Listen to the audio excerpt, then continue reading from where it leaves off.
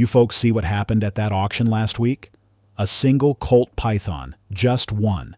It didn't just sell, it hammered for over $32,000.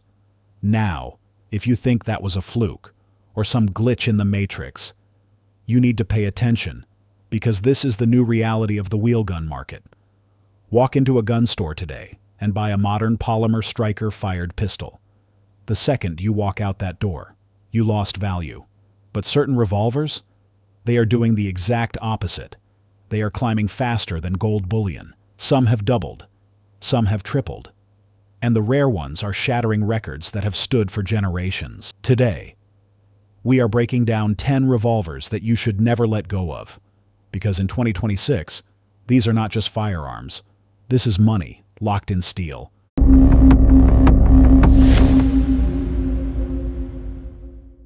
Number 10. Ruger Blackhawk Flattop. Kicking us off at number 10, we have the Ruger Blackhawk Flattop, specifically the ones made between 1955 and 1962. Back in 1955, Bill Ruger looked at the Colt single-action army and decided he could do it better. He modernized the cowboy gun. He put in coil springs instead of those fragile leaf springs. And he built a frame strong enough to handle the new hot rod cartridge that was sweeping the nation. The .357 Magnum. The old Colts just couldn't handle that pressure. We call these the flat tops, because if you look at the top strap, it is perfectly flat.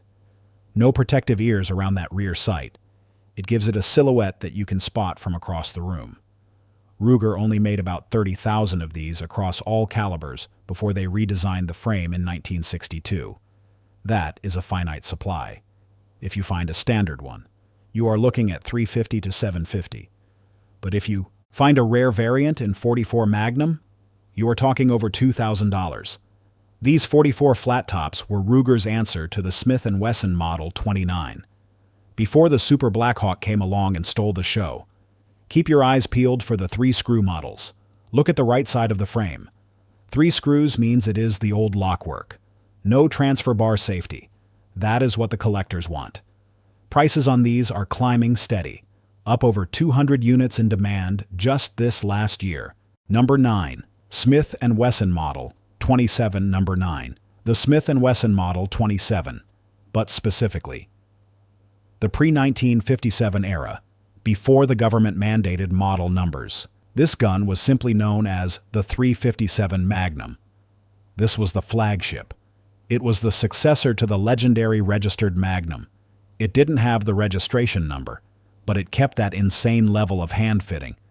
The polish on the bluing is so deep it looks like you could swim in it, and the accuracy is target grade right out of the box. Post-World War II, Smith introduced the short throw hammer. It sped up the lock time and made the trigger feel incredible. If you find one of these pre-27 guns in excellent condition, you are looking at $4,500 to $7,500. That is a massive jump from just 10 years ago. Collectors are realizing something important. The registered Magnums are becoming unobtainable for most people.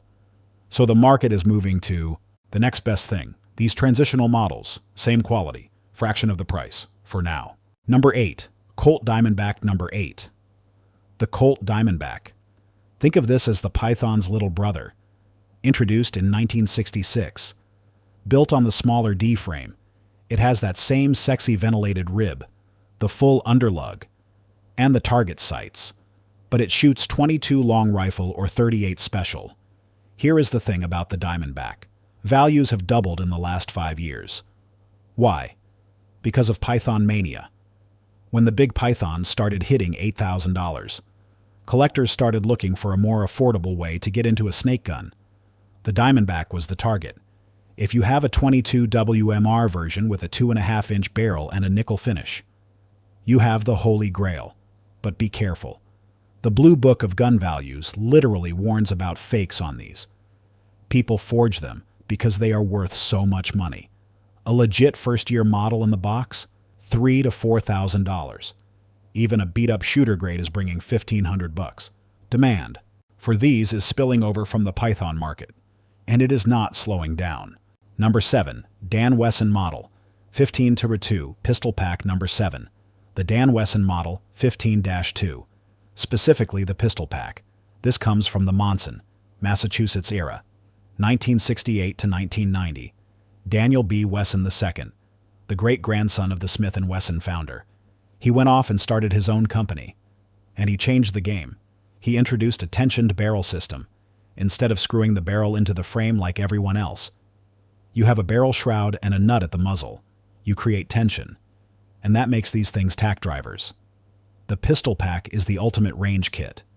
You get one frame and 4 barrels, 2.5 inch, 4 inch, 6 inch, and 8 inch. You can go from concealed carry to silhouette hunting in 5 minutes on the tailgate of your truck. A complete set in the hard case with the wrench and the feeler gauges, $1,500 to $2,500. The rare calibers are the real sleepers here. But even the standard .357 Magnum packs are steadily climbing. Number 6.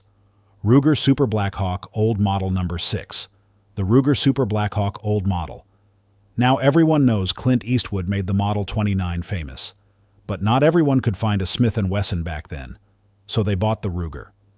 The Super Blackhawk hit the scene in 1959. Built for the .44 Magnum, it had that big dragoon-style square-back trigger guard and the unfluted cylinder. It looks like pure business. The ones you want are the old models made before 1973. 3 screws on the frame, no transfer bar. It clicks 4 times when you pull the hammer back. OLT. Most of these had 7.5-inch barrels. If you find a factory 6.5-inch, buy it. Values for clean examples are pushing $900, and first-year production models with 4-digit serial numbers, those are well over $1,000. Ruger still makes the Super Blackhawk today, but the new ones just don't have the soul or the collector value of those old models. Number 5. Smith & Wesson Model 29. Pre-dash number 5. We are talking about the heavy hitter, the Smith & Wesson Model 29 Pre-dash, produced from 1956 to 1958. Sure, Dirty Harry made the Model 29 a cultural icon in 1971. But the hardcore collectors, they want the early ones. The ones made right after Elmer Keith bullied Smith & Wesson into making a gun that could handle his hot .44 loads. Before 1957, there were no model numbers. These were just the .44 Magnum hand ejector. Only about 6,500 of these pre-dash models were ever made, if you find one in excellent condition. You are looking at double the price of a standard vintage 29. We are talking $2,000 to $4,000 plus. Elmer Keith's personal prototype sold for nearly $29,000 a few years back. That history matters. Even the later pinned and recessed models are skyrocketing. But the pre-dash, that is the king of the N-frames. Number 4. Colt Single Action Army First Generation. Number 4. The Peacemaker. The Colt Single Action Army First Generation. This is the gun that won the West. Adopted by the military in 1873, used by lawmen, outlaws, and ranchers for over a century.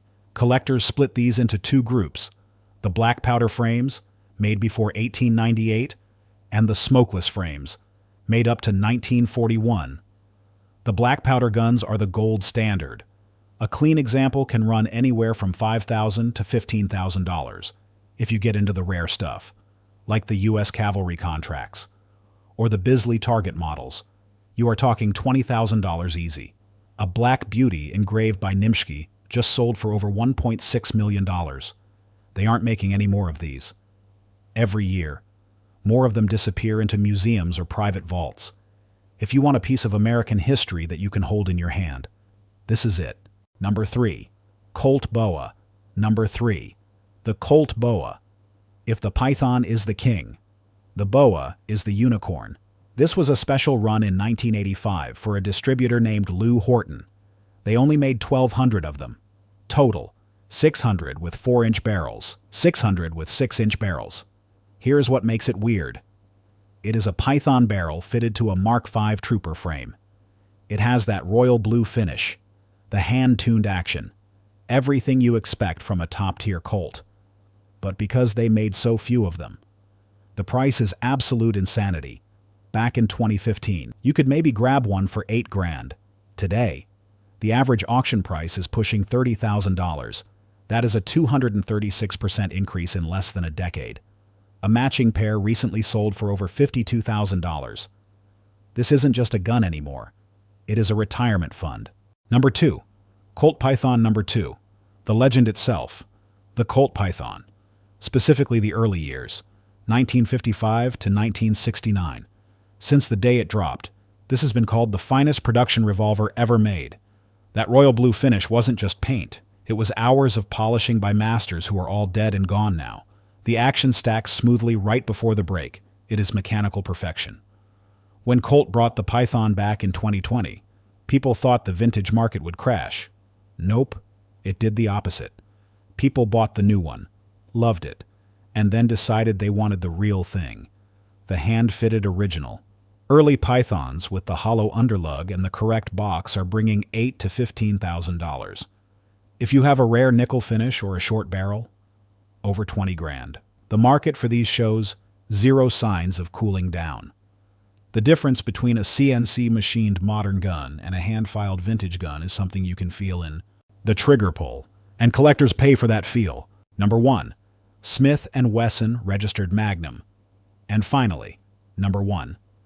The holy grail of double-action revolvers, the Smith & Wesson Registered Magnum, from 1935 to 1939. This wasn't just a product. It was a bespoke service.